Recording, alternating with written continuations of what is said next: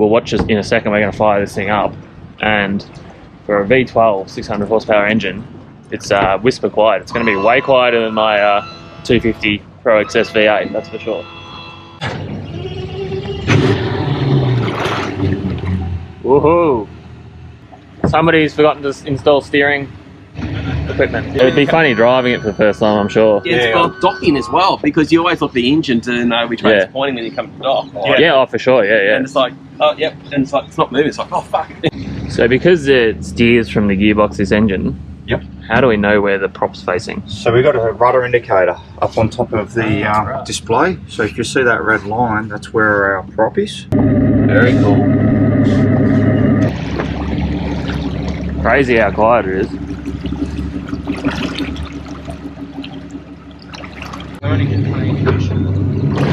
Hey guys, I'm in control of the V12 here, and there's some worried faces here.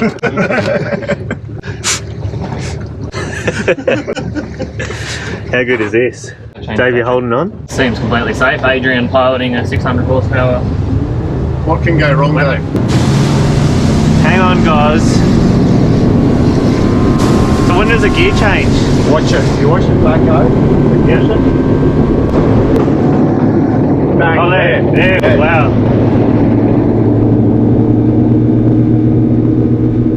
Do I have to trim or? No, it's doing it for you. Oh, okay, yeah. I'm flat stick now, guys. So right now, Dave, we're doing 200 litres an hour. Oh, wow. We're driving faster than you, Simon. I'm going to go 100 in the wind here. Oh, you want to go with the wind? It's like a bloody carnival ride. Look at that, we're at a bloody 360. Hang on, we're trying. Get low. By the time we make it to St. Morris, we should get there.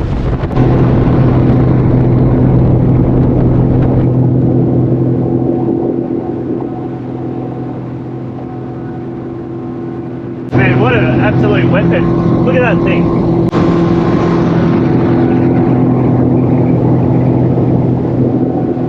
So being the V12, especially in the cars and stuff, you expect that to go to like 11,000 revs and stuff. 64 is pretty hard for an outboard. Yeah. Traditionally around 6. Should you be running it flat stick the whole time, or? I'm not going to hurt it. It's just going to use a lot of fuel. Yeah. I'm just worried that, you know, some people don't like running flat stick the whole time. Put it into a mile corner. Just feel like it feels really good.